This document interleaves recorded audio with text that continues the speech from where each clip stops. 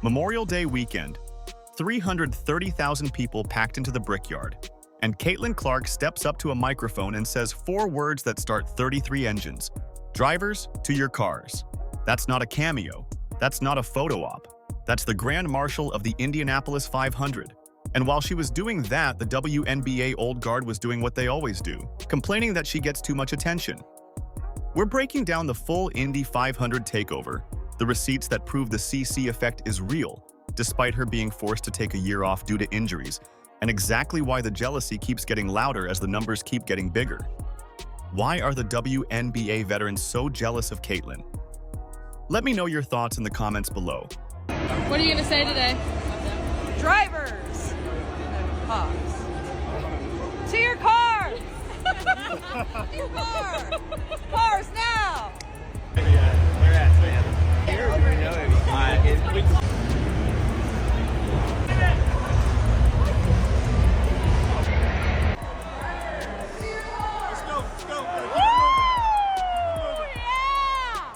Let's set the scene properly, because if you only caught a clip or two online, you didn't get the full picture of what actually happened at Indianapolis Motor Speedway over the weekend. The Indy 500 is not a small event.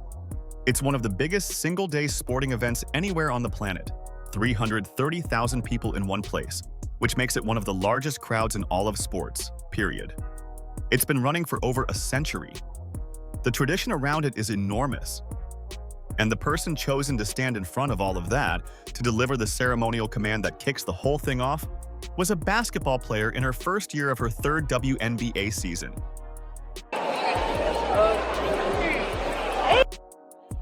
Hey, it's Caitlin. I'm here at the Indy 500 with all my friends. Excited to be here for the first time. Her first time at the race, by the way. Clark said it herself on the red carpet. First time at the Indy 500, excited to be there. And she didn't just show up quietly. Family flew in from out of town. Teammates came with her. Lexi Hull was on that red carpet. The crew was there. So right away, before a single word gets said about basketball, you've got the Indiana Fever treating the biggest racing event in America like a team field trip, because their star was the centerpiece of it. When she arrived, the security detail told you everything you needed to know. Anybody who's been to a CC event in person knows what that looks like.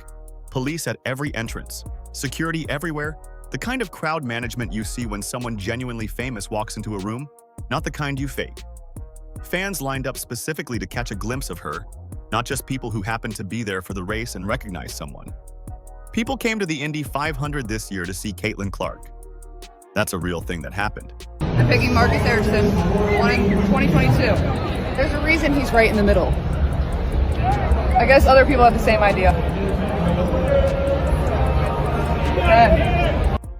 She walked the red carpet, signed autographs, picked her race winner. She went with Marcus Erickson, car number 22, and yeah, you already know why. And then she stood up in front of those 330,000 people and said the words that start the race. Drivers, to your cars. Done, clean. That's the Grand Marshal of the Indianapolis 500. Coach Stephanie White was there too, which she mentioned was actually her first time at the race itself. She'd been to qualifications before, but never the race. And that detail is worth sitting with for a second, because it tells you something. Stephanie White has been around Indiana sports for a long time.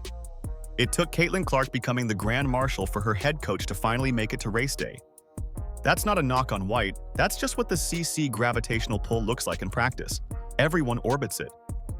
The footage that went viral after the event wasn't manufactured hype. It was just what it looked like when someone who genuinely moves the needle shows up somewhere new. This wasn't a basketball moment. This was a motorsport moment, a Memorial Day moment, a state of Indiana moment. And Caitlin Clark was right in the middle of all of it, exactly where the biggest star in women's sports belongs. Caitlin Clark's in full takeover mode. I mean, you wouldn't believe the people that seem like come out for Caitlin Clark here. Caitlin has arrived at the Indy 500, another angle, red carpet action.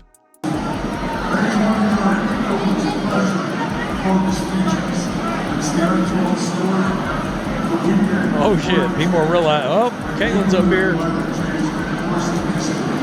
That's crazy. That's awesome. Now, the Indy 500 appearance wasn't random. Gainbridge is the presenting sponsor of the race. and Clark has been a Gainbridge brand ambassador since her senior season at Iowa. So there's a business relationship there, sure, but brands don't put someone front and center at a 330,000-person event just because they have a contract. They do it because that person moves product, moves tickets, moves eyeballs. And the numbers on Caitlin Clark are the kind that make brand managers wake up happy. Let's talk about what those numbers actually look like, because the old guard loves to hand-wave this stuff away and pretend the CC effect is media invention. It isn't. You have this league of people who are steady trying to not give her the credit she deserves. You have them ranking her as one of this marketing, she's below Asia and Paige Beckers and all of this stuff. Cut the BS. We're not stupid. We are not stupid. Jersey sales matter, ticket sales matter, viewership matters. It does. When ads are being brought, that's how you are going to be able to pay people. Start with the TV ratings. The first WNBA game to air on USA Network this season was the Las Vegas Aces against the LA Sparks on a Sunday. The Aces have Aja Wilson, one of the best players alive. It's a marquee franchise. That inaugural USA Network broadcast pulled 529,000 viewers, and the USA Sports PR team treated it like a major win. And fair enough, getting 500,000 people to tune in to a WNBA game on a new network on a Sunday is a real number. Then look at what the Indiana Fever did on opening weekend. 2.5 million viewers. That's the second highest viewed game in the history of the WNBA. And Clark also owns the record for the highest. Two of the most watched games in the league's entire history involve the same player. Let that settle in before anyone tries to argue this is about anything other than who's actually drawing people to their screens. We have to stop lying to ourselves and pretending like this girl hasn't changed the game, and stop pretending like she's not a big reason why the viewership has gone up and why people are now knowing these other players' names. I am sitting here looking at jersey sales for professional basketball players, and Caitlin Clark is number 2, and that's over all professional basketball players. Yeah. You have Curry, who is an NBA player, who's number 1. Then you have Caitlin Clark, followed by LeBron James, Luka, and Wemby. These are NBA players. Her jerseys are outselling NBA players. Do you understand how insane that is? But here's the part that genuinely should stop everyone cold. Jersey sales across all of professional basketball, NBA included. Every player, every team, every market. Clark sits at number 2, behind Steph Curry and ahead of LeBron James, Luka Doncic, and Victor Wembanyama. NBA players. The biggest names in the most commercially successful basketball league on earth. Her jersey outsells all of them except one man who's been the face of the sport for over a decade. That's not a WNBA story anymore. That's a sports story, full stop. And the numbers don't stop when she doesn't play. There was a game this season, Indiana Fever against Portland Fire, where Clark was out, injury report dropped, she wasn't suiting up, and people could have changed the channel. Some probably did. The ones who stayed? 680,000 viewers. For a Caitlin Clarkless Fever game on USA Network. Compare that to the 529,000 who watched the Aces Network debut, with their full roster and their MVP caliber star. The Fever without Clark beat the Aces with Wilson on their first night on a brand new network. That's the CC effect operating even in her absence. The franchise she plays for is now a draw on its own because of what she built around it. So when someone says the attention is manufactured, or that she's just one of many players getting recycled through the media cycle, you can point to a specific number and ask them to explain it. Not a feeling, not a vibe. A number. 680,000 people watched her team without her, and it still beat the competition. The data doesn't care about the narrative the old guard is trying to sell. It just keeps coming back with the same answer every single time. I saw that when Caitlin got hurt, nobody wanted to go to the game anymore. It was like, oh, Caitlin's not playing. I'm not interested in watching. But you have all these other players on Indiana that are interesting to watch. If these 10 that we rotate in the media and the brands were not playing, would anybody come watch the WNBA? No, we've been telling you that. Hello. earth to Angel McCoughtry. Hello. We've been telling you the only reason this league is lit right now, the person that got it jumping is Caitlin Clark. So with all of that sitting right there in plain sight, the numbers, the crowds, the jersey sales, the ratings floor that exists even when she doesn't play, what are the old guard doing? Talking, and not in a good way. Angel McCoughtry has her own podcast, her own platform, her own audience, total freedom to talk about whatever she wants whenever she wants.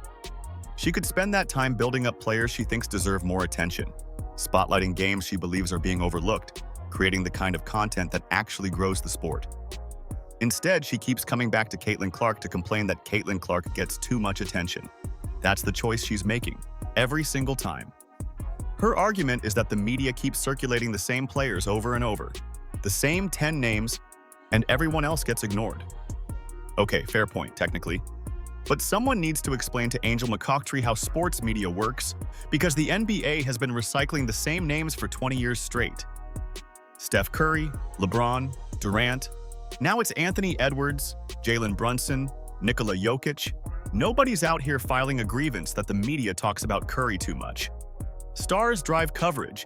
That's not a conspiracy, that's just how it works, and it has always worked that way. The fact that she's framing it as a problem unique to the WNBA tells you the argument isn't really about media coverage at all. If I want to go watch Steph Curry play and I find out he's not playing, I don't have to still go to the damn Warriors game if I don't want to. It's okay. If I want to go to Taco Bell for a beefy 5-layer burrito with no beans and they put out an announcement saying they only selling quesadillas, damn it, I don't got to go spend my money on no quesadillas because that ain't what I want. Then she said this: when Clark got hurt, people stopped wanting to go to the games. People lost interest. Like that's supposed to be some kind of indictment. That's just what happens when the star of the team isn't playing. When LeBron sat out, Lakers games drew less. When Steph went down, Warriors ratings dropped. Every team in every sport on the planet experiences this. What McCoughtry is describing as a criticism is actually the definition of what a franchise player is. You are so important to the product that your absence is felt. That's not a problem. That's the whole point. Sheryl Swoopes has been running the same playbook from a different angle, throwing shots, making claims, keeping herself relevant in a conversation she'd have zero presence in if Clark didn't exist to complain about. Think about that honestly. When did you last hear Swoopes' name come up in a context that had nothing to do with criticizing CC? That's the answer. And here's the part that should be said plainly because it matters. These women played for years in front of near-empty arenas. Games so quiet you could hear the sneakers on the hardwood from the upper deck, no red carpets, no security details, no brands flying them out to the biggest motorsport event in the country as the centerpiece. They built careers in a league that most of America wasn't watching, and that's genuinely hard, and it deserves respect. But one player came along and changed all of that. Changed the attendance numbers, the TV deals, the jersey sales, the cultural conversation, and instead of recognizing what that means for every player who comes after them, the loudest voices from that era decided to spend their platforms trying to shrink it.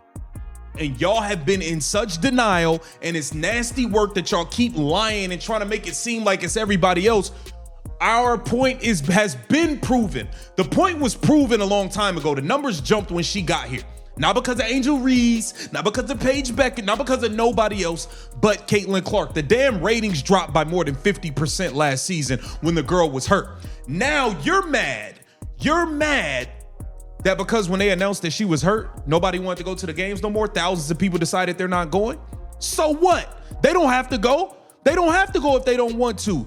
You're still in denial. Clark is number 2 in jersey sales across all of professional basketball.